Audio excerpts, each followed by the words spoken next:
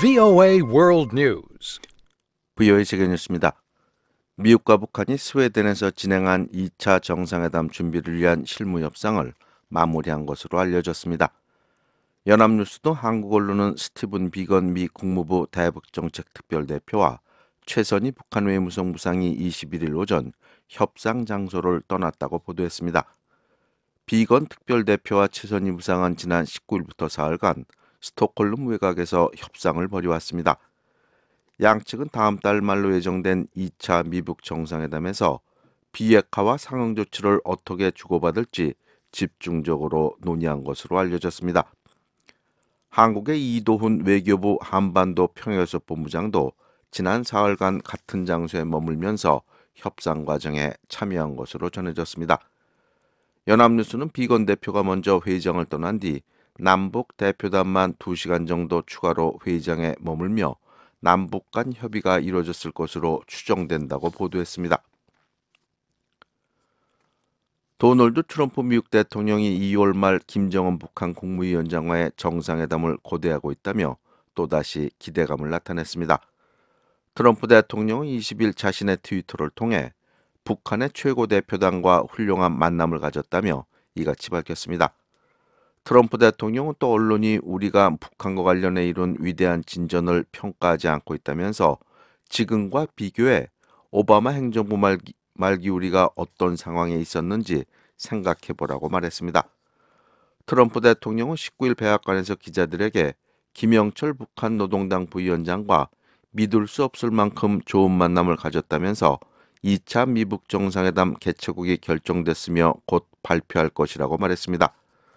또 비핵화 문제와 관련해 많은 진전을 이뤘고 다른 많은 이슈에 대해서도 대화하고 있다고 말했습니다. 앞서 워싱턴을 방문한 김영철 부위원장은 18일 백악관에서 트럼프 대통령에게 김정은 위원장의 친서를 전달하고 1시간 반가량 만났습니다. 미국과 일본의 외무장관이 21일 전화통화를 갖고 북한 핵 문제를 논의했습니다. 교도통신에 따르면 일본의 고노다로 외무상은 이날 마이크 폼페오 국무장관과 통화를 갖고 다음 달 말 예정된 2차 미북 정상회담에 앞서 내달 중순 따로 만나 대북 정책을 조율하기로 했습니다. 또 미일 두 외무장관은 북한의 비핵화를 위해 미국과 일본 또 한미일이 긴밀히 연대해 나가기로 합의했습니다. 또 국제사회와 연대, 대북 압력을 유지해야 한다는 데도 의견을 모았습니다. 일본 정부 대변인은 스가 요시대 관방장관도 한반도의 완전한 비핵화를 포함해 지난해 6월 1차 북미 정상회담의 합의가 완전하고 신속하게 이행되길 기대한다고 말했습니다. 계속해서 세계 뉴스 전해드립니다. 아베 신조 일본 총리가 블라디미르 푸틴 러시아 대통령과의 정상회담을 위해 21일 러시아 방문길에 올랐습니다. 아베 총리는 출국에 앞서 기자들에게 러시아와의 평화조약 협상은 70년 이상 남겨진 과제로 결코 쉬운 문제가 아니지만 푸틴 대통령과의 허심탄회한 대화를 통해 협상을 진전시키겠다고 말했습니다. 아베 총리와 푸틴 대통령은 21일 모스크바에서 정상회담을 열고 평화조약 체결 문제를 논의할 예정입니다. 앞서 고노다로 일본 외무상은 지난 14일 모스크바를 방문해 세르게이 라브로프 러시아 외무장관과 쿠릴 열도 북방 영토 문제를 논의했지만 합의에 이르지 못한 것으로 알려졌습니다. 이스라엘이 시리아에 공습을 가하자 시리아가 반격에 나서면서 긴장이 고조되고 있습니다. 이스라엘군은 21일 시리아 수도 다마스크스 주변에 공습을 단행했다며 시리아에서 활동하는 이란 혁명 수비대 소속 알쿠드스 부대를 겨냥한 것이라고 말했습니다. 이와 관련 베냐민 네타냐후 이스라엘 총리는 성명을 통해 시리아 내 이란 세력을 공격하는 것은 이스라엘의 변함없는 정책이라고 말했습니다. 이스라엘군은 전날에도 시리아에 공습을 가했으며 이에 시리아도 미사일을 발사하며 반격에 나선 것으로 알려졌습니다. 미국 민주당의 카말라 해리스 상원의원이 오는 2020년 대통령 선거 출마를 선언했습니다. 해리스 의원은 21일 미 ABC 방송에 출연해 나는 미국 대통령 선거에 출마한다며 자신이 아주 흥분된다고 말했습니다. 올해 54살인 해리스 의원은 흑인 이민자 가정 출신으로 사회 정의와 일반 주민을 위해 싸울 것을 다짐하고 있습니다. 해리스 의원은 비디오에서 미국의 장래는 우리의 가치를 위해 당신과 수백만 명이 목소리를 높이는데 달려있다고 말했습니다. 지금까지 세계뉴스의 최원기였습니다. 첫 소식입니다. 2차 미북 정상회담 개최국이 결정됐으며 곧 공개할 것이라고 트럼프 대통령이 밝혔습니다. 트럼프 대통령은 또 비핵화와 관련해 많은 진전을 이뤘으며 다른 이슈도 북한과 대화하고 있다고 말했습니다. 워싱턴을 방문한 김영철 북한 노동당 부위원장은 2박 3일 일정을 마치고 돌아갔습니다. 박형주 기자가 보도합니다. 2차 미북 정상회담 개최국이 결정됐으며 비핵화 문제와 관련해 많은 진전을 이뤘다고 도널드 트럼프 대통령이 밝혔습니다. We've agreed to meet sometime probably the end of February. We've picked a country but we'll be announcing it in the future. 트럼프 대통령은 19일 백악관에서 기자들에게 워싱턴을 방문한 김영철 북한 노동당 부위원장과 전날 거의 2시간 동안 믿을 수 없을 만큼 좋은 회담을 했다면서 이같이 말했습니다. 트럼프 대통령은 김정은 위원장과 2월 말경에 만나기로 합의했다며 회담 개최국을 골랐지만 나중에 발표할 것이라고 말했습니다. 또 김 위원장은 정상회담을 매우 고대하고 있으며 자신 또한 그렇다고 덧붙였습니다. 이어 트럼프 대통령은 언론에 보도되지 않고 있는 비핵화에 대한 많은 진전을 이뤘다고 강조했습니다. We've made a lot of progress that has not been reported by the media, but we have made a lot of progress. 또 다른 많은 것들에 관해서도 이야기하고 있다고 말했지만 구체적으로 밝히지는 않았습니다. 트럼프 대통령은 거듭 불행히도 보도되지 않고 있지만 엄청난 진전을 이뤘고 하지만 곧 보도될 것이라며 북한과 매우 잘 되고 있다고 또다시 강조했습니다. 댄 스카비노 백악관 소셜미디어 국장은 19일 트위터를 통해 트럼프 대통령이 전날 김영철 부위원장으로부터 김정은 위원장의 친서를 전달받으며 이어 오벌 오피스에서 양측의 확대 회담이 이어졌다고 밝혔습니다. 그러면서 친서가 전달되는 모습과 트럼프 대통령이 미북 관리들과 책상을 마주하고 앉아 회담하는 모습이 담긴 사진 2장을 공개했습니다. 회담에는 미국 측에서는 마이크 폼페오 국무장관과 스티븐 비건 국무부 대북정책 특별대표가, 북한 측에서는 김 부위원장과 함께 박철 전 유엔 북한 대표부 참사관, 김성애 통일전선부 통일전선 책략실장, 김혁철 전 스페인 주재 북한 대사와 통역이 동석했습니다. 세라 샌더스 백악관 대변인은 18일 트럼프 대통령과 김영철 부위원장이 약 1시간 반가량 만났으며 양측의 만남은 생산적이었고 이러한 대화는 계속될 것이라고 밝혔습니다. Just a little bit ago, the president had about an hour and a half long meeting. Secretary of State Mike Pompeo was in the room as well as several others from the president's team. It was productive and they're going to continue those conversations and the president looks forward to it. 또 같은 날 발표한 성명에서는 트럼프 대통령과 김 부위원장이 비핵화와 2월 말경 열릴 정상회담에 대해 논의했다고 전했습니다. 트럼프 대통령과의 면담 뒤 폼페오 장관과 김 부위원장은 별도의 늦은 오찬을 한 것으로 알려졌습니다.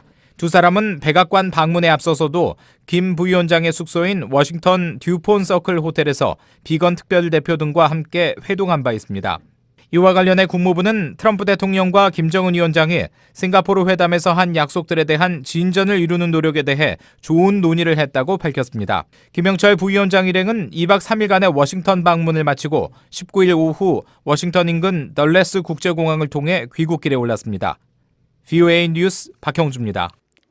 마이크 폼페오 미국 국무장관이 이제 북한의 비핵화 약속을 실행에 옮길 때라고 강조했습니다. 오래 걸리는 과정인 만큼 그동안 북한의 핵과 미사일 개발 역량을 낮추는 노력을 병행하는 것이라고 설명했습니다. 이은경 기자가 보도합니다. 폼페오 국무장관은 트럼프 대통령이 비핵화 약속을 이끌어내기 위해 북한과 일하는데 엄청난 진전을 이뤘다면서 이제는 이를 수행하고 실행해야 한다고 강조했습니다. 폼페오 장관은 18일 미국의 싱클레어 브로드캐스트 그룹과의 인터뷰에서 핵무기와 장거리 미사일을 포기하지 않고 있는 북한과의 대화를 여전히 낙관해야 할 이유가 있느냐는 질문에 일부 비평가는 미국이 북한에 너무 많은 걸 줬다고 하고 많은 비평가들은 충분히 주지 않았다고 말한다면서 이렇게 답했습니다. 이어 비핵화 이행 과정은 오래 걸린다는 점을 언제나 알고 있었다며 그렇게 하는 동안 반드시 위험을 낮출 필요가 있고 우리는 그것을 했다고 말했습니다. 폼페오 장관은 북한의 핵과 미사일 시험이 이루어지지 않고 있다며 이런 것들이 트럼프 대통령 취임 당시 미국을 위협하고 있었다고 지적했습니다. 그러면서 우리는 그런 위험을 낮추고 북한의 관련 프로그램 확장 역량을 낮추길 원한다고 덧붙였습니다. 또한 트럼프 대통령과 김정은 위원장이 싱가포르에서 한 약속을 이행하기 위해 우리가 할 수 있는 모든 일을 다하도록 하는데 이런 대화는 중요한 요소라고 지적했습니다. 폼페오 장관은 5명의 전임 대통령들도 같은 시도를 했는데 이번에는 다를 것이라고 믿을 이유가 있느냐는 질문에 그렇다고 답하면서 북한 지도자가 미국 대통령을 만나 눈을 똑바로 바라보며 그것을 하겠다고 말한 것은 처음이라고 말했습니다. VOA 뉴스 이은경입니다. 다음 달 말 2차 미북 정상회담 개최가 확인되면서 이번에는 구체적이고 신속한 북한 비핵화 과정이 도출돼야 한다고 전문가들이 지적했습니다. 그런 구체적인 비핵화 조치를 확인한 뒤에 북한의 요구 수용을 검토해야 한다는 것입니다. 안소영 기자입니다.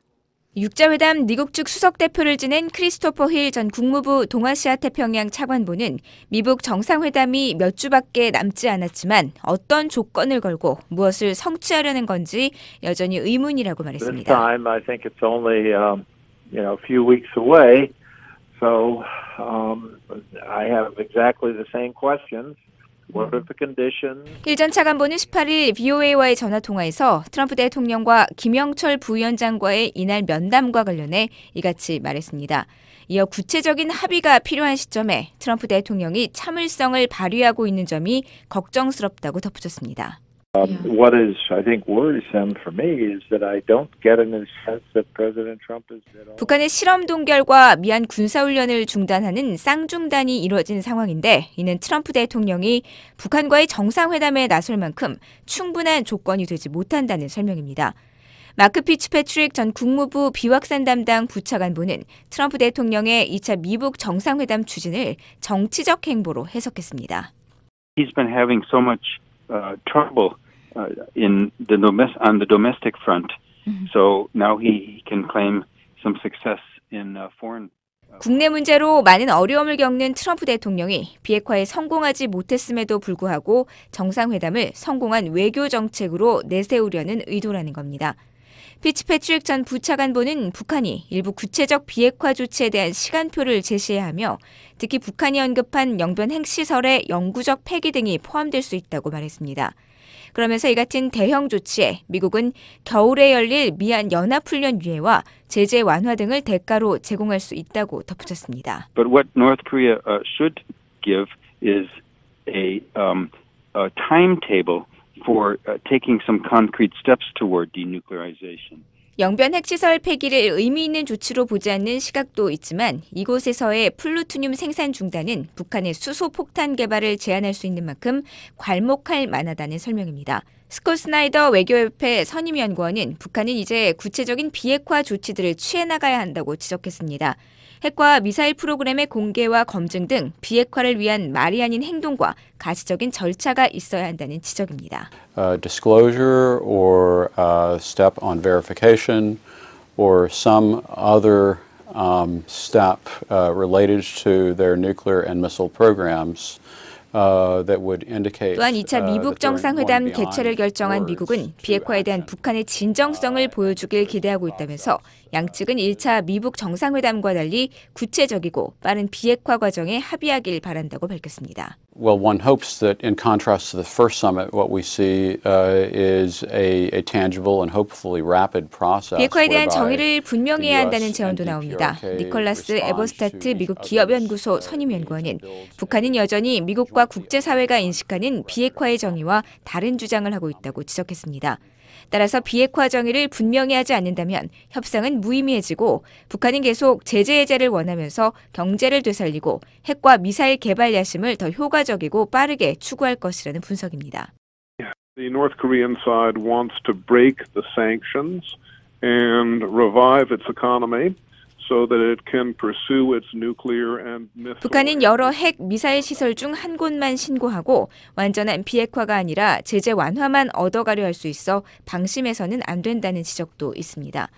에릭 브로어 전 국가안보회의 비확산 국장은 북한이 비핵화 협상 과정에서 미국으로부터 이끌어낼 수 있는 모든 양보를 얻어내려 할 것이라면서 북한에 더 많은 핵시설이 있다면 미국은 북한의 핵무기 개발을 늦추는 것밖에 못할 위험이 있다고 우려했습니다.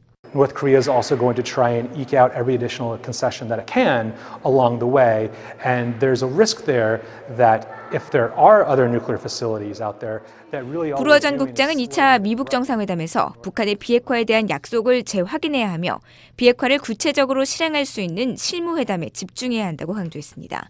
VOA 뉴스 안소영입니다.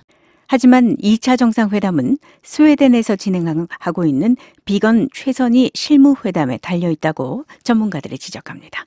이은경 기자가 전해드립니다. 북한의 핵협상 책임자인 김영철 노동당 부위원장이 18일 백악관을 방문해 도널드 트럼프 대통령을 만났습니다. 김영철 부위원장은 이날 12시 15분 백악관 집무실에서 트럼프 대통령을 만나 김정은 국무위원장의 친서를 전달했습니다.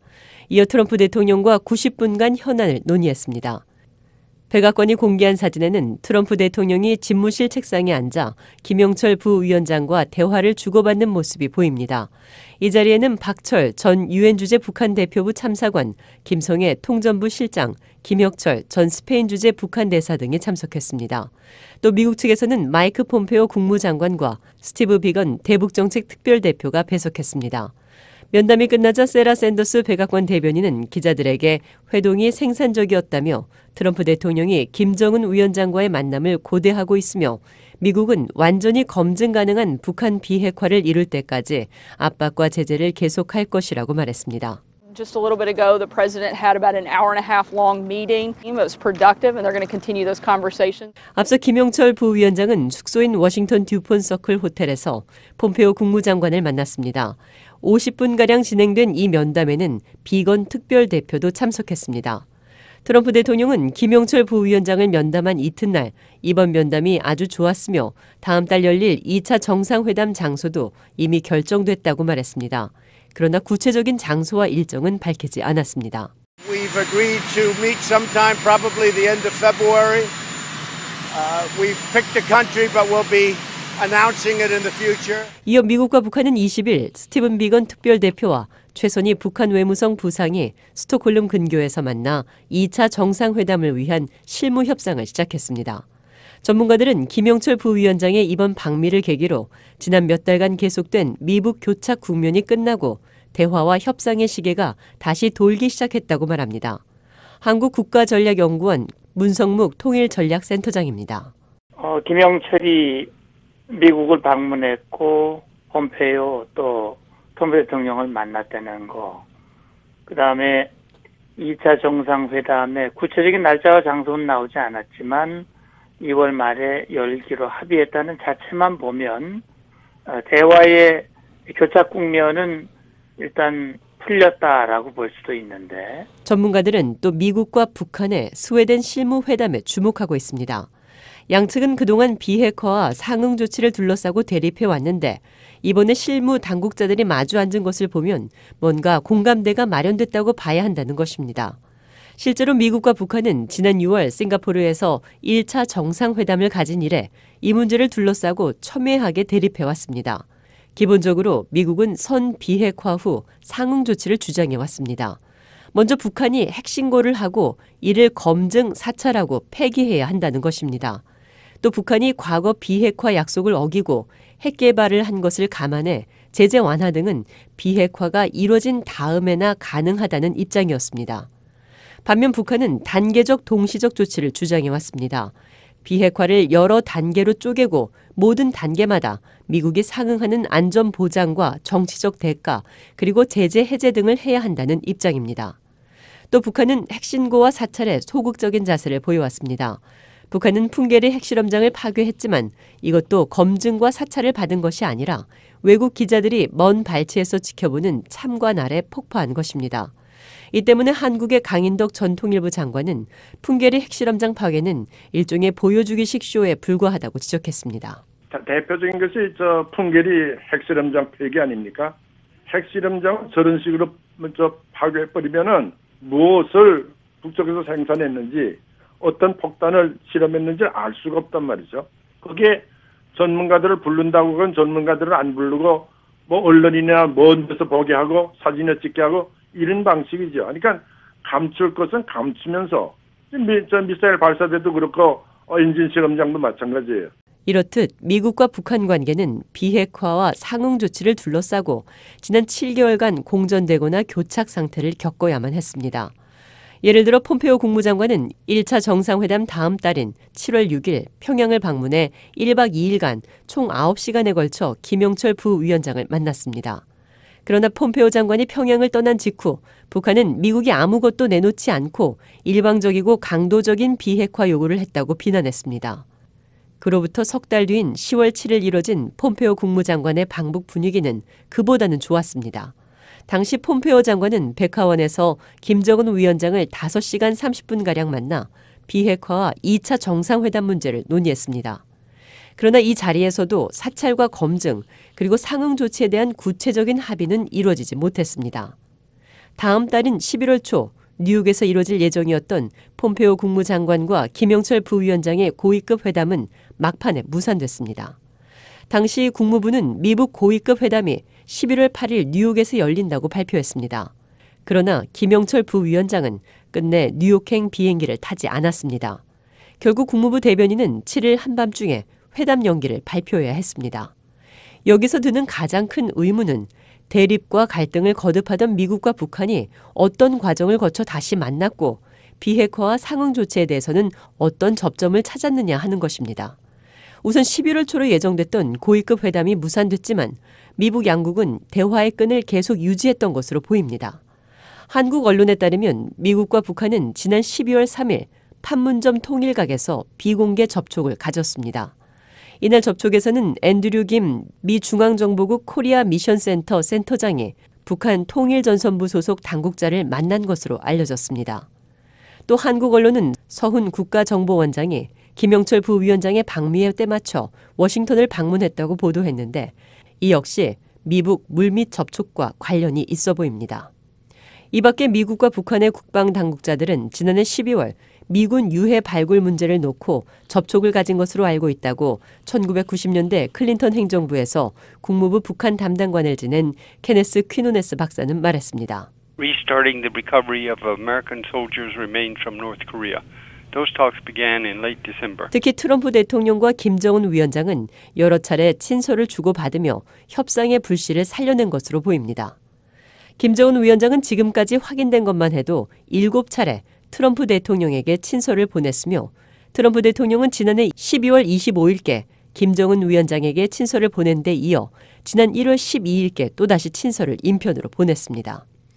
이런 일련의 접촉 과정을 통해 미국과 북한은 서로 주고받을 비핵화와 상응 조치에 대해 논의한 것으로 보입니다. 또 이 과정에서 미국은 한국 정부와도 협의를 한 것으로 보입니다.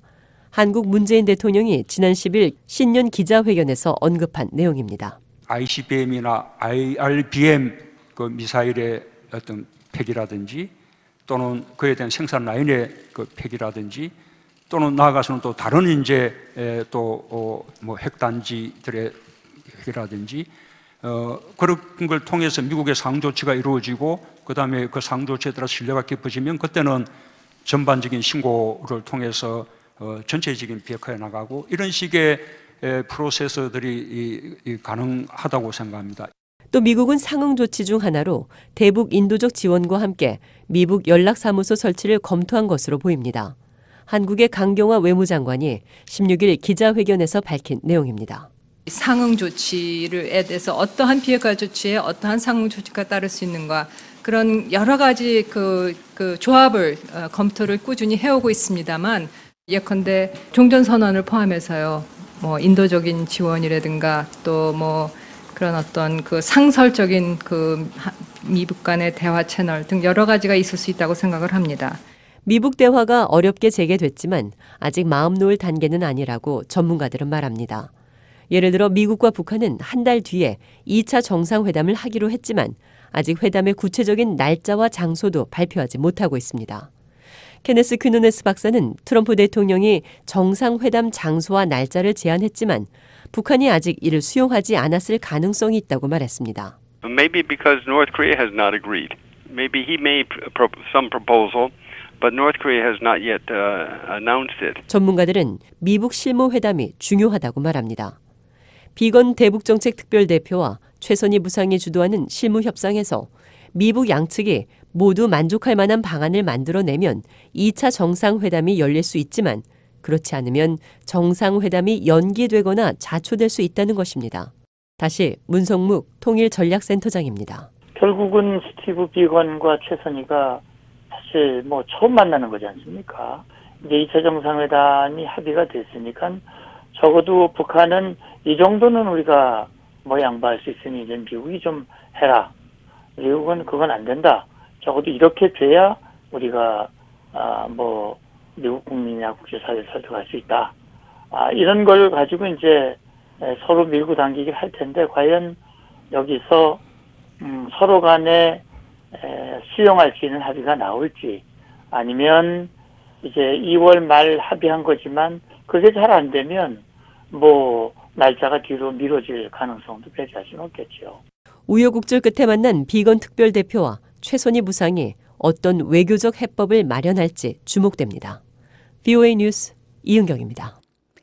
한국의 시민단체가 서방 세계에 망명을 요청한 것으로 알려진 조성길 전 이탈리아 주재 북한 대사 대리의 신변안전 지원을 요청하는 서한을 유엔에 보냈습니다.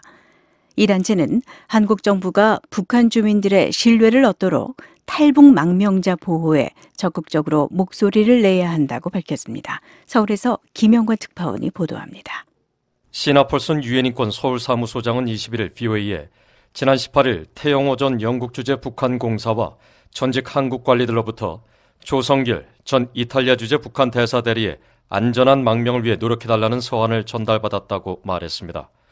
폴슨 소장은 이 서한은 바로 수신자인 토마스 오헤아 퀸타나 유엔 북한인권 특별보고관에게 보냈다며 서한의 핵심은 조 전 대사 대리의 권리에 초점이 맞춰졌다고 말했습니다. The key message is that although we don't have any information about this particular case of Mr. Cho, VOA가 입수한 서한에 따르면 북한 외교관 조성길 가족 한국행 지지 시민연대는 조성길 전 대사 대리와 가족이 안전한 보호와 그들의 바람에 따라 올바른 정치적 망명 절차를 밟는지에 대해 우려를 나타냈습니다. 그러면서 조 전 대사 대리와 가족은 국제법에 따라 정치적 망명을 신청할 권리가 있다며 이들에게 안전을 제공할 정부들의 의무를 강조했습니다. 이어 퀸타나 보고관에게 조 전 대사 대리와 가족이 안전한 보호 속에 원하는 나라로 갈 수 있도록 정부들의 협력을 요구할 것을 당부했습니다. 한국 국가정보원은 앞서 조 전 대사 대리가 지난 11월 초 북한 공관을 이탈해 잠적 중이라고 밝혔습니다. 이탈리아 언론들은 외교 소식통을 인용해 조 전 대사 대리가 미국 망명을 기다리는 중이라고 전했지만 이탈리아와 미국 정부는 모두 이를 확인하지 않고 있습니다. 폴슨 소장은 조 전 대사 대리의 소재를 유엔 인권 최고대표 사무소도 알지 못한다며 하지만 그는 국제난민법에 근거해 보호를 받을 권리가 있다고 강조했습니다. Everyone has a right to protection if that is necessary under the Refugee Convention. 조국에서 정부로부터 박해를 받을 위험이 있어 탈출한 사람은 국제 지원을 받을 권리가 있으며 북한은 명백히 그런 대상에 해당한다는 겁니다. 이날 폴슨 소장에게 서한을 전달한 이들은 북한 외교관 조성길 가족 한국행 지지 시민연대의 공동 상임대표인 태영호 전 공사와 김서구 전 통일부 차관, 송광주 전 북한 이탈주민재단 이사장입니다. 이 단체는 박관영 전 국회의장과 정대철 전 의원, 김성민 자유북한 방송 대표 등 여러 탈북민 단체 대표들이 참여하고 있습니다. 이들은 앞서 지난 9일 기자회견을 열어 한국 정부가 조 전 대사 대리와 가족의 안전, 한국행을 위해 적극 노력할 것을 촉구했습니다. 조성길 힘내라! 힘내라! 힘내라! 태영호 전 공사는 회견에서 최근 북한과의 대화 기류 때문에 조 전 대사 대리와 가족의 망명이 악영향을 받을 가능성에 우려를 나타냈습니다. 조성길과 그의 가족이 이탈리아 당국의 정상적인 신변 보호를 받고 있는지 아니면 현 남북 관계와 미북 관계 상황상 본인들이 희망하는 망명지로 갈 수 없는 상황에 처해 있지 않는지 심히 우려된다. 우리는 한국 정부가 이탈리아 정부의 조성길과 가족의 신변 안전을 보장해 줄 것을 요구하며 자유로운 의사 결정이 보장된 환경에서 그들이 대한민국으로 올 의향이 있는지를 확인해 줄 것을 촉구한다.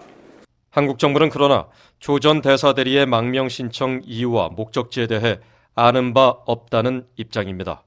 태전공사와 탈북민들은 이런 한국 정부의 반응이 북한 주민들과 해외 북한 외교관들에게 잘못된 신호를 줄 수 있다며 우려를 나타내고 있습니다. 주민들이 지켜보고 있습니다. 이것이 가장 중요한 문제입니다. 그러면 이렇게 북한 사람들이 지켜보고 있는 이런 상황에서 우리 국민들과 우리 정부는 어떤 모습을 보여줘야 되느냐. 북한 주민들에게 바로 우리 대한민국이라는 조국이 있다는 것을 우리가 그들에게 보여줘야 합니다. 세 번째로서는 우리 대한민국이 항상 팔을 벌리고 북한 주민들을 환영하고 있으며 또 우리 대한민국이 북한 주민들을 안으려고 그들에게 다가가고 있다는 모습을 보여주어서 북한 주민들이 바로 대한민국을 정부로 간주할 때만이 우리가 평화통일이 될 수 있습니다. 태전공사는 자신의 인터넷 블로그에 48개 나라에서 접속하는 등 많은 북한 외교관이 접속해 관심을 보이고 있다며 그들과 북한 주민에게 한국 정부가 언제든 보호할 수 있다는 신뢰를 보여야 한다고 주장했습니다. 이날 유엔 사무소의 서한을 함께 전달한 손광주 전 북한이탈 주민재단 이사장은 VOA에 국제인권법을 제대로 모르는 북한 주민들에게 조 전 대사 대리 사안은 중요한 메시지가 될 수 있다고 말했습니다.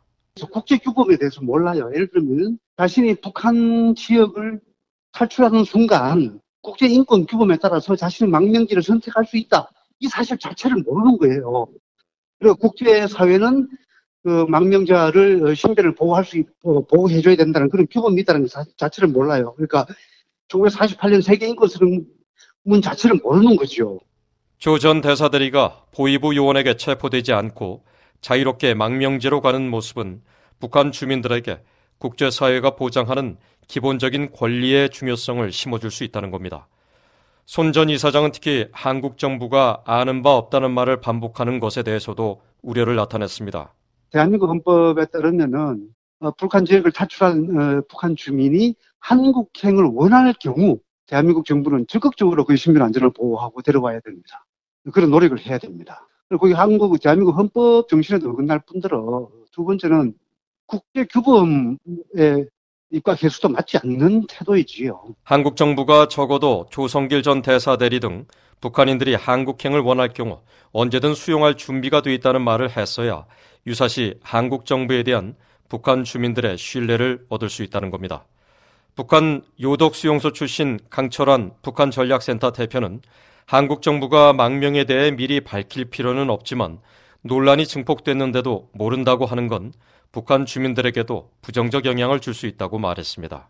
한국 정부가 이제 정부와 대화를 하건 협력을 하든 항상 북한 주민이 편에 있다는 것을 알려야만 어떤 결정적인 순간이 왔을 때 북한 주민들이 대한민국을 믿고 통일할 수 있는 그런 기회를 만들 텐데 이 북한 주민의 인권이나 이 사람들을 수용할 수 있는 그런 의사를 정확히 밝히지 않게 되면 이 통일은 점점 무너진다고 봐야죠.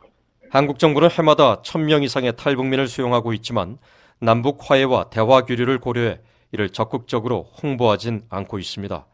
통일부 관계자는 21일 VOA에 탈북민들이 원할 경우 한국 정부는 이들을 수용한다는 원칙엔 변함이 없다고 말했습니다. 서울에서 VOA 뉴스 김영권입니다. 안토니오 구테우스 유엔 사무총장은 지금은 미국과 북한이 한반도 비핵화 로드맵을 만들기 위해서 진지한 협상을 시작할 적기라고 말했습니다. 또한 북한이 미북 협상의 목표를 수용한 것으로 믿는다고 말했습니다. 이현철 기자입니다. 구테우스 유엔 사무총장은 지금은 미국과 북한이 다시 진지하게 협상을 시작할 때라고 말했습니다. We believe it's high time to make sure that the negotiations between the United States and 구테우스 사무총장은 마이크 폼페오 미 국무장관과 북한의 김영철 노동당 부위원장이 워싱턴에서 고위급 회담을 가진 18일 뉴욕 유엔본부에서 열린 기자회견에서 이같이 말했습니다.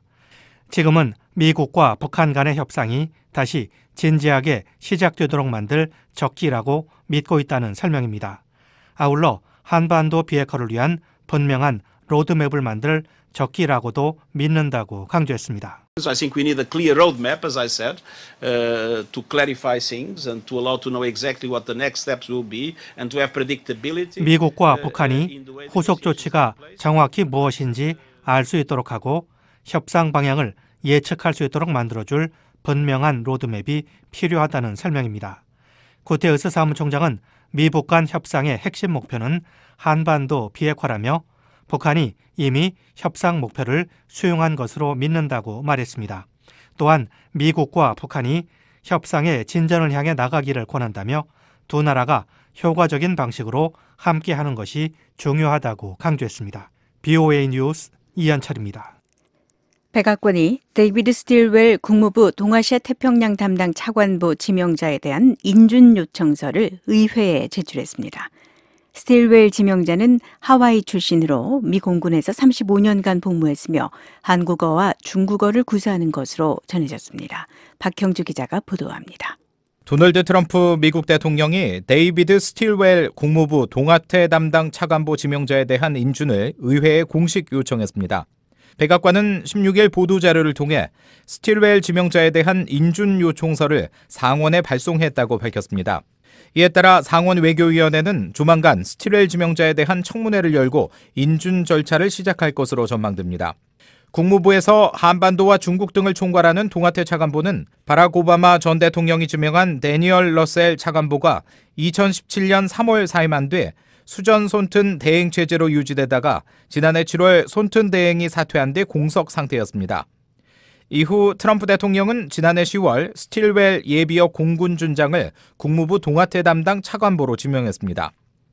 당시 백악관은 35년 이상 공군에 근무한 스틸웰 지명자가 비행조종사와 지휘관, 한국어 학자 등의 경력을 갖추고 있다고 소개했습니다. 또 2015년 준장으로 예편한 스틸웰 지명자는 현재 미 인도태평양 사령부내 중국 전략 포커스 그룹의 소장을 맡고 있으며 하와이 소재 이스트 웨스트 센터의 선임 방문 연구원으로도 활동하고 있다고 설명했습니다. 스틸웰 지명자는 미 합동참모부에서 아시아 담당 부국장을 지내고 중국 주재 미국 대사관에서 무관으로도 근무하는 등 아시아 지역과의 인연이 있는 것으로 전해졌습니다. 미 공군사관학교 출신인 스틸웰 지명자는 하와이 대학에서 석사 학위를 받았고 미 공군지휘관 대학과 육군 전쟁대학 등에서도 수학했습니다. 지난 2015년 합참 아시아 담당 부국장으로 지낼 당시 워싱턴의 한 토론회에 참석해 고고도 미사일 체계 사드의 한반도 배치 필요성을 강조하기도 했습니다. 아울러 북한 문제에 대한 중국과의 협력 문제를 강조하며 북한에서 핵사고가 발생하거나 핵을 통제하기 힘든 상황이 발생하면 미국과 중국 모두 어려움을 겪기 때문에 미중 간 북한 관련 논의가 매우 중요하다고 밝힌 바 있습니다. VOA 뉴스 박형주입니다. 북한이 오토 원비어의 가족들에게 5억 달러를 배상하라는 법원 판결문이 평양으로 송달된 것으로 확인됐습니다. 북한이 어떤 반응을 보일지 주목됩니다. 함지아 기자가 보도합니다. 워싱턴 DC 연방법원이 원비어 소송에 대한 판결문을 국제 우편 서비스인 DHL을 통해 평양 소재 외무성으로 보냈습니다. 법원 기록에 따르면 해당 우편물은 16일 워싱턴 DC 소재 미 연방법원 사무처에서 송달됐으며 수신인은 리용호 외무상으로 기재됐습니다. DHL에 따르면 해당 우편물은 16일 워싱턴 DC와 볼티모어를 거쳐 17일 현재 오하이오주 신시내티에서 발송 대기 상태에 있습니다. 배달이 완료되는 시점은 1월 30일로 예정됐습니다. 앞서 원비어 가족의 변호를 맡고 있는 벤자민 해치 변호사는 지난 8일 법원 사무처에 서한을 보내 리 외무상을 수신인으로 하는 이 우편물 발송을 신청하면서 원비어 소송에 대한 최종 판결문과 판사의 의견서 그리고 해당 문서들에 대한 한글 번역본을 동봉해 줄 것을 요청했습니다. 원비어의 소송을 맡았던 워싱턴 DC 연방법원장 베럴 하월 판사는 지난달 24일 최종 판결문을 통해 고문과 인질극, 비사법적 살인과 함께 원비어의 가족들이 입은 피해에 대해 북한의 책임이 있다며 5억 113만 4,683달러를 배상하라고 명령한 바 있습니다. 특히 약 5억 달러의 배상금 중 북한의 징벌적 손해배상금이 차지하는 비율이 약 90%로 하월 판사는 원비어와 원비어의 부모에게 각각 1억 5천만 달러씩 총 4억 5천만 달러가 지급돼야 한다고 판결했었습니다. 지난 2015년 북한 관광에 나섰다 이듬해 북한 당국에 체포됐던 오토 원비어는 15년의 노동교화형을 선고받고 복역하던 중 혼수 상태에 빠진 뒤 2017년 6월 미국으로 송환됐지만 며칠 뒤 숨졌습니다. 이후 원비어의 부모는 지난해 4월 북한 정권을 상대로 민사소송을 제기했으며 이후 약 8개월 만인 지난달 24일 최종 승소 판결을 받았습니다. 북한은 소송 과정에서 아무런 대응을 하지 않아 법원은 궐석 재판을 진행했습니다. 당시 하월 판사는 판결문과 함께 공개한 의견서에서 원비어의 죽음이 북한의 고문 때문이라는 원비어 측의 주장을 사실상 인정했습니다. 하월 판사는 전문가가 내린 결론은 북한이 고의적으로 원비어의 죽음을 초래했다는 데 있어 필수적인 증거 이상이라고 밝혔습니다. 아울러 원비어의 발에 큰 상처가 있다는 점과 치아들의 위치가 바뀌었다는 주치의의 진술서를 인용하면서 원비어의 발에 전기 충격이 가해지거나 치아 위치를 바꾸기 위해 펜치를 사용했다는 증거를 뒷받침하고 있다고 명시했습니다. 북한은 원비어가 식중독의 일종인 보툴리누스균에 감염돼 이후 혼수 상태에 빠졌다고 주장했었습니다. 그러나 원비어의 주치의였던 데니얼 켄터 박사는 보툴리누스균 증상이 발견되지 않았다며 대신 원비어의 사인은 뇌혈액 공급이 5에서 20분간 중단되거나 크게 줄었기 때문이라고 지적한 바 있습니다. 북한은 과거에도 DHL을 통해 미 법원 문서를 수신한 적이 있습니다. 법원 기록에 따르면 원비어 가족들은 지난 6월 19일 국제우편 서비스인 DHL을 통해 평양 소재 북한 외무성으로 소장을 보냈으며 당시 김이라는 인물이 우편물을 받았습니다. 또 현재 법원에 계류 중인 푸에블로호 승선원들의 북한 정권에 대한 소장을 비롯해 과거 북한을 상대로 제기한 소송의 소장들 역시 DHL을 통해 평양 외무성에 배달된 것으로 나타났습니다. 반면 북한에 납북돼 사망한 김동식 목사의 가족들의 판결문의 경우 DHL을 이용해 북한으로 향했지만 배달되지 못한 채 되돌아왔다는 기록이 법원에 남아 있습니다. BOE 뉴스 함자입니다. 올해 미 국무부 예산 중에 북한 인권 증진을 위한 예산으로 1,000만 달러가 배정된 것으로 나타났습니다. 지난해에 비해서 200만 달러가 더 늘어난 수치입니다. 이현철 기자가 보도합니다. 민주당의 니타로이 하원 세출위원장은 2019 국무부 해외활동 지출법에 북한 인권 증진을 위한 예산 1,000만 달러가 포함되어 있다고 말했습니다. 로이 위원장은 2019년도 종합세출 법안과 관련해 최근 의회에 제출한 설명서에서 이같이 밝혔습니다. 그러면서 이 가운데 600만 달러가 미국 민주주의진흥재단 NED에 배정되고 국무부 민주주의 인권노동국이 관리하는 경제지원기금에 나머지 400만 달러가 배정된다고 설명했습니다. 이 같은 수치는 전년도보다 200만 달러 더 늘어난 겁니다. 지난해 종합세출법안에서는 미국 정부가 경제지원기금과 민주주의기금에서 각각 400만 달러씩 총 800만 달러가 북한 인권 프로그램에 배정됐었습니다. 미국 민주주의진흥재단은 전 세계에서 민주주의 성장과 강화에 헌신하는 비영리 민간단체로 국무부 예산을 받아 북한 인권 관련 단체들을 지원하고 있습니다. 이 단체는 지난해 5월 BOA에 보낸 이메일에서 2017-2018 회계년도에 북한의 인권과 민주주의 개선 활동에 230만 달러를 지원했다고 밝혔습니다. 또한 국무부 민주주의 인권노동국은 해마다 북한의 인권과 민주주의, 정보의 흐름을 촉진하게 활동하는 단체들을 지원하고 있습니다. BOA 뉴스 이현철입니다. 중국 정부가 지난해 11월과 12월 북한에 공급한 정제유 양을 유엔에 보고했습니다. 러시아의 보고가 아직 이루어지지 않은 가운데 북한에 들어간 정제유는 허용치의 약 60%로 늘었습니다. 함지아 기자가 보도합니다. 중국 정부가 11월과 12월 북한에 공급한 정제유는 약 4,438톤입니다. 유엔 안보리 대북제재위원회는 18일 중국이 11월과 12월 각각 2,928톤과 1,510톤을 대북 정제유 공급량으로 보고했다며 이를 웹사이트에 게시했습니다. 이로써 북한에 공식 반입된 정제유는 기존 33,623톤에서 38,061톤으로 증가했습니다.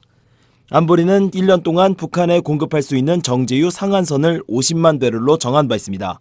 국제유가 전문 웹사이트 등을 토대로 볼 때 50만 배럴은 6만에서 6만 5천 톤 사이일 것으로 추정됩니다. 이를 토대로 볼 때 지난해 북한에 공급된 정제유 3만 8,061톤은 허용치의 58에서 63%로 추산됐습니다. 다만 북한에 정제유를 공급하고 있는 또 다른 나라인 러시아는 아직 11월과 12월의 정제유 공급량을 보고하지 않고 있습니다. 러시아가 보고를 마치면 이 비율은 소폭 상승할 것으로 예상됩니다. 앞서 러시아는 올해 1월부터 10월까지 18,880톤의 정제유를 북한에 공급했다고 보고한 바 있습니다. 이는 중국이 지난 한 해 공급한 총량 19,198톤보단 적지만 러시아가 11월과 12월 공급량을 추가로 보고하면 러시아의 공급량이 중국을 앞지를 가능성이 있습니다. 그러나 러시아의 보고가 최종적으로 이뤄진다고 해도 과거 공급 규모 등을 감안할 때 지난해 안보리의 상한선은 넘기지 않을 것으로 전망됩니다. 다만 이는 공식 보고된 정제유만을 근거로 했기 때문에 실제 북한에 반입된 양은 훨씬 더 많을 것으로 미국 정부는 판단하고 있습니다. 실제로 북한이 공해상에서 제3국 선박으로부터 유류를 전달받는 모습이 수차례 포착됐지만 이런 방식으로 확보한 유류는 이번 공식 집계에 포함되지 않았습니다. 니키 헤일리 전 유엔 주재 미국 대사도 지난해 9월 안보리에서 열린 대북 제재 관련 회의에서 그해 1월부터 8월 사이 북한이 선박 간 환적 방식으로 80만 배럴의 정제유를 확보했을 것으로 추정한다며 이는 상한선의 160%에 해당한다고 지적했습니다. 잠시 뒤 VOA 세계뉴스가 이어집니다. 새벽 4시부터 시작되는 VOA 아침 방송 청취를 위해서 단파 7465, 9800, 9975kHz로 주파수를 맞춰주시길 바랍니다. 지금까지 미국의 수도 워싱턴에서 보내드린 출발 뉴스쇼 진행의 도성민이었습니다. VOA 세계뉴스입니다. 미국과 북한이 스웨덴에서 진행한 2차 정상회담 준비를 위한 실무 협상을 마무리한 것으로 알려졌습니다. 연합뉴스도 한국 언론은 스티븐 비건 미 국무부 대북정책 특별대표와 최선희 북한 외무성 부상이 21일 협상 장소를 떠났다고 보도했습니다. 비건 특별대표와 최선희 부상은 지난 19일부터 사흘간 스톡홀름 외곽에서 협상을 벌였습니다. 양측은 다음 달 말로 예정된 2차 미북 정상회담에서 비핵화와 상응 조치를 어떻게 주고받을지 집중적으로 논의한 것으로 알려졌습니다. 한국의 이도훈 외교부 한반도 평화교섭 본부장도 지난 사흘간 같은 장소에 머물면서 협상 과정에 참여한 것으로 전해졌습니다. 연합뉴스는 비건 대표가 먼저 회의장을 떠난 뒤 남북 대표단만 2시간 정도 추가로 회의장에 머물러 남북 간 협의가 이루어졌을 것으로 추정된다고 보도했습니다. 도널드 트럼프 미국 대통령이 2월 말 김정은 북한 국무위원장과의 정상회담을 고대하고 있다며 또다시 기대감을 나타냈습니다. 트럼프 대통령은 20일 자신의 트위터를 통해 북한의 최고 대표단과 훌륭한 만남을 가졌다며 이같이 말했습니다. 트럼프 대통령은 또 언론이 우리와 북한과 관련해 이룬 위대한 진전을 평가하지 않고 있다면서 지금과 비교해 오바마 행정부 말기 우리가 어떤 상황에 있었는지 생각해보라고 말했습니다. 트럼프 대통령은 19일 백악관에서 기자들에게 김영철 북한 노동당 부위원장과 믿을 수 없을 만큼 좋은 만남을 가졌다며 2차 미북 정상회담 개최국이 결정됐으며 곧 발표할 것이라고 말했습니다. 또 비핵화 문제 관련해 많은 진전을 이뤘고 다른 많은 이슈에 대해서도 대화하고 있다고 밝혔습니다. 앞서 워싱턴을 방문한 김영철 부위원장은 18일 백악관에서 트럼프 대통령에게 김정은 위원장의 친서를 전달하고 1시간 반가량 면담했습니다. 미국과 일본의 외무장관이 21일 전화통화를 갖고 북한 핵 문제를 논의했습니다. 교도통신에 따르면 일본의 고노다로 외무상은 이날 마이크 폼페오 국무장관과 통화를 갖고 다음 달 말 예정된 2차 미북 정상회담에 앞서 내달 중순 따로 만나 대북 정책을 조율하기로 했습니다. 또 미일 두 외무장관은 북한의 비핵화를 위해 미국과 일본 또 한미일이 긴밀히 연대해 나가기로 했습니다. 또 국제사회와 연대 대북 압력을 유지해야 한다는 데도 의견을 모았습니다. 일본 정부 대변인인 스가 요시히데 관방장관도 한반도의 완전한 비핵화를 포함해 지난해 6월 1차 북미 정상회담 협의가 완전하고 신속하게 이행되길 기대한다고 말했습니다. 계속해서 세계 뉴스 전해드립니다. 아베 신조 일본 총리가 블라디미르 푸틴 러시아 대통령과의 정상회담을 위해 21일 러시아 방문길에 올랐습니다. 아베 총리는 출국에 앞서 기자들에게 러시아와의 평화조약 협상은 70년 이상 남겨진 과제로 결코 쉬운 문제가 아니지만 푸틴 대통령과의 허심탄회한 대화를 통해 협상을 진전시키겠다고 말했습니다. 아베 총리와 푸틴 대통령은 20일 모스크바에서 정상회담을 갖고 평화조약 체결 문제를 논의할 예정입니다. 앞서 고노다로 일본 외무상은 지난 14일 모스크바를 방문해 세르게이 라브로프 러시아 외무장관과 쿠릴 열도, 즉 북방 영토 문제를 논의했지만 합의에 이르지 못한 것으로 알려졌습니다. 이스라엘이 시리아에 공습을 가하자 시리아가 반격을 가하며 긴장이 고조되고 있습니다. 이스라엘군은 21일 시리아 수도 다마스쿠스 주변에 공습을 단행했다며 시리아에서 활동하는 이란 혁명수비대 소속 알쿠두스 부대를 겨냥한 것이라고 말했습니다. 베냐민 네타냐후 총리는 성명을 통해 시리아 내 이란 세력을 공격하는 것은 이스라엘의 변함없는 정책이라고 말했습니다. 이스라엘군은 전날에도 시리아에 공습을 가했으며 이는 시리아도 미사일을 반격하며 반격에 나선 것으로 알려졌습니다. 미국 민주당의 카말라 해리스 상원 의원이 오는 2020년 대통령 선거 출마를 선언했습니다. 지금까지 세계뉴스의 최원기였습니다. 지금까지 여러분께서는 VOA 새벽방송을 들으셨습니다. VOA 새벽방송은 매일 새벽 2시부터 3시까지 중파 1566kHz로 들으실 수 있습니다. 그리고 매일 새벽 4시부터 6시까지 2시간 동안 보내드리는 VOA 아침 방송은 단파 7465, 9800, 9975kHz로 들으실 수 있습니다. 또 매일 저녁 8시부터 자정까지 4시간 동안 보내드리는 저녁 방송은 중파 1188kHz로 들으실 수 있습니다. 또 저녁 방송 중 밤 9시부터 10시까지는 단파 5840, 9490, 11570kHz로 밤 10시부터 12시까지는 단파 5840, 9800, 11570kHz로도 들으실 수 있습니다. 함께 해주신 여러분 감사합니다.